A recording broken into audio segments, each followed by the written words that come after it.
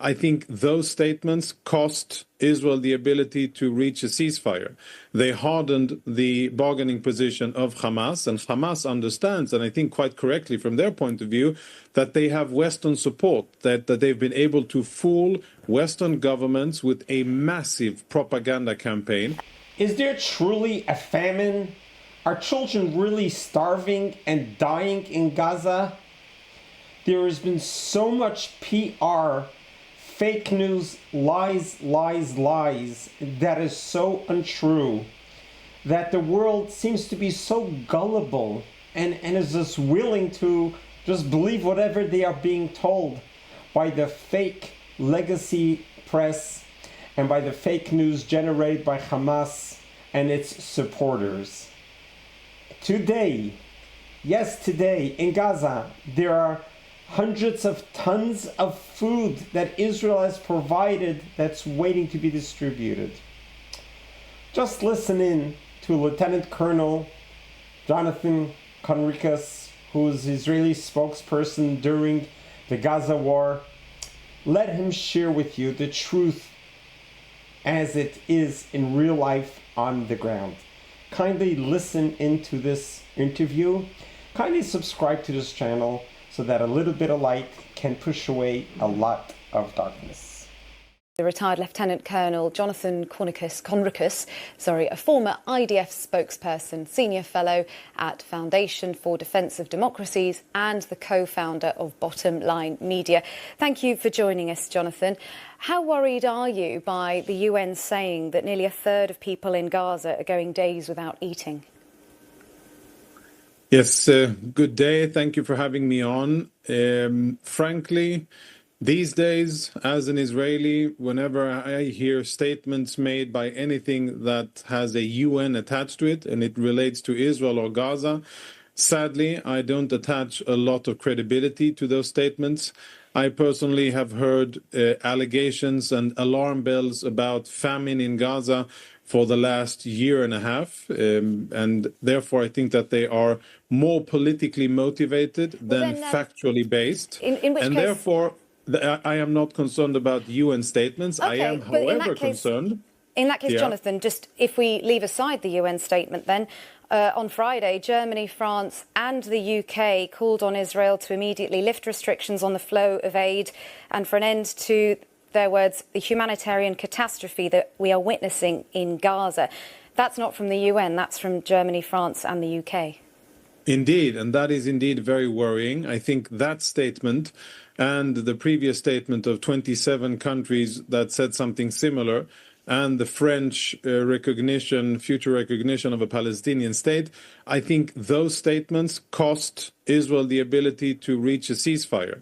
They hardened the bargaining position of Hamas, and Hamas understands, and I think quite correctly from their point of view, that they have Western support, that they've been able to fool Western governments with a massive propaganda campaign that is ongoing as we speak. And what that means is that Hamas saw the situation and said, well, let's go for higher Jonathan, and harder. Can I just ask you something on what you said there? Why do you feel that countries such as Germany, France and the UK expressing concern for a humanitarian catastrophe is the same as supporting Hamas? I mean, this is concern for civilians who are starving.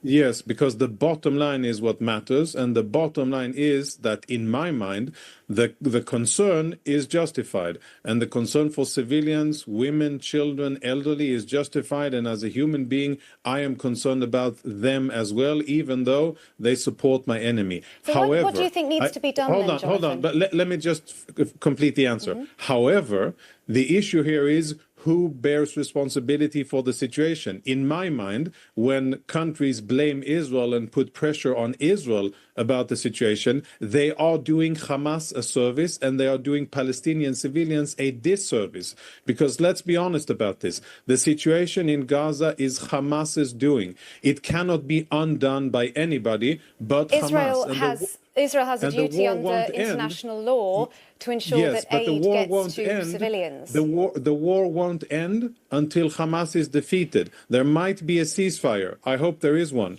because I want to see Israeli hostages hostages return to their families.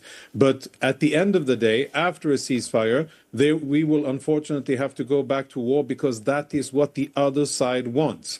And I think it's tremendously dishonest and frank and really unhelpful for governments around the world to be piling pressure on Israel when they're not acknowledging the situation of who it is we have on the other side.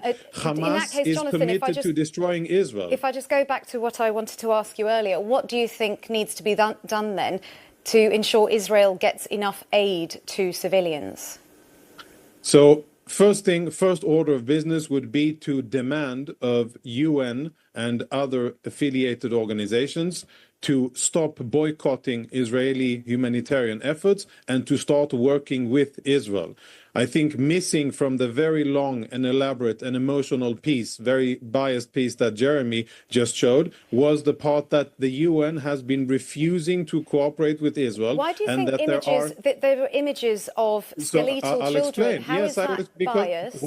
Why? Because they're cherry-picked, and a very important part of the story wasn't covered, and that is that there are about 900 truckloads of goods, of food, fuel, and even baby formula that have been delivered to Gaza. How does one explain if you let me, without interrupting, I will explain. And the images that your editor chose not to show, and the information that your editors chose not to give to viewers around the world, is that there were more than 950 truckloads of food waiting for UN organizations to distribute them. What's the explanation, Jonathan, for the images of skeletal children then? If there's enough aid going through, why are that surely is one part of the explanation. If food is delivered to the Gaza Strip, but UN organizations motivated by political ideas and motivated by their alliance with Hamas are refusing to distribute food that's already in the Gaza Strip, then that surely is part of the problem. And I'm not saying that the situation is perfect on Israel's side. I've been criticizing in Israeli media. And of course, the food now is being distributed by an Israeli and a US-backed organization and not the UN. Not only that food, after Israel forced UN organizations to do so by exposing it to the media and by showing hundreds and hundreds of pallets of food standing in the Gaza sun and waiting to be picked up by UN organizations that have been boycotting Israel for it. Now they're finally starting to distribute it, and they're distributing it through their regular channels, which, by the way, isn't very good because those channels, some of them, almost all of them, are contaminated with Hamas operatives, and Hamas uses the international humanitarian aid as leverage over the population. And the sad, cynical fact is that the Gazan population, which you rightly show the suffering, you show the children and the women and the elderly, and yes, there is indeed legitimate suffering, which is regrettable, but it is not Israel's blame. The organization that is to be blamed for everything happening in Gaza since October 7 and since they took power in 2007 is Hamas. Jonathan, they are accountable for their decisions. They are the ones who attacked Israel. Jonathan, thank you very much for your time. Jonathan Conricus, the retired Lieutenant Colonel. You have heard it. And this is the reality that we are dealing with. Just next time you look at the headlines in CNN and you see the pictures, they're showing the supposedly starving Palestinian children. Take a look at the parents. Do they look malnourished? Do they look as if they're famished, that they haven't eaten in weeks and days and months? That is not the case. This is purely a PR war. Yes, there are hardships. It is a war and it is a war zone. But it's not Israel that is holding back the food. That is a lie and that is a myth. It's just part of their propaganda. Israel is handing out millions of meals every evening.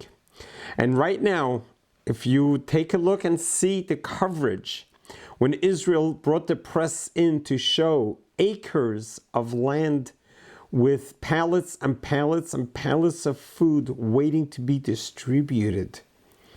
But the UN is not doing it. Why? To try to make Israel look bad, as they have done since October 7.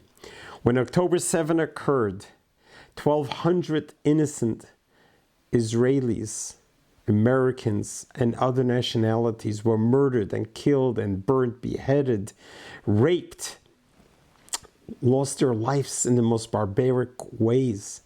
On October 8th, did they condemn Hamas or did they condemn Israel?